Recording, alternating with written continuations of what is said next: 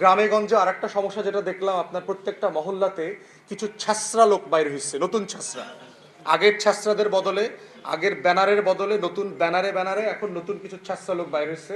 ধান কেটে নেওয়া, সেচের পাম্প বন্ধ করে দেওয়া, অথবা বন্ধ না করলে আপনার ওই মেশিনটা চুরি করে নিয়ে যাওয়া, বিক্রি করে দেওয়া, মাছ ধরা, রাতের বেলা মাছ ধরে নিয়ে যাচ্ছে, খাল ব্লক দিয়ে আপনার সেচ করে পানি নিয়ে যাচ্ছে এবং ইয়ে করে ফেলতেছে, মাছ ধরতেছে, মাটি উঠাচ্ছে, ওই মাটি দিয়ে আবার ইটের ভাটায় মাটি বিক্রি করতেছে। মানে টোটাল একটা মাৎসরাই সিচুয়েশন চলছে, অরাজকতা বলতে যা বোঝায় আর কি। এবং মাদক দেখলাম গ্রামে গঞ্জে পর্যন্ত ছড়িয়ে গেছে। আমাদেরকে মুরব্বীরা বললেন যে স্কুলের কলেজের কোনায় কানিতে মাদক ব্যবসা এবং মানে মানে বেশ্যাবৃত্তি পর্যন্ত নাকি গ্রামের স্কুলগুলোতে পর্যন্ত ছড়িয়ে গেছে। যেটা তো মানে ভয়ঙ্কর মানে বাস্তবতা শুনলাম আমি, যেটা ধরেন আমরা শহরে দেখি, বড় বড় শহরগুলোতে এই বাস্তবতার অভিজ্ঞতা আছে। তো যেটা আলটিমেটলি তো একটা সমাজের যে মূল্যবোধের জায়গা, আমাদের পরিবারের জায়গা, আমাদের সম্পর্কের জায়গা, এই প্রত্যেকটা জায়গাকে আলটিমেটলি প্রচণ্ড হুমকির মুখে ফেলে দিয়েছে।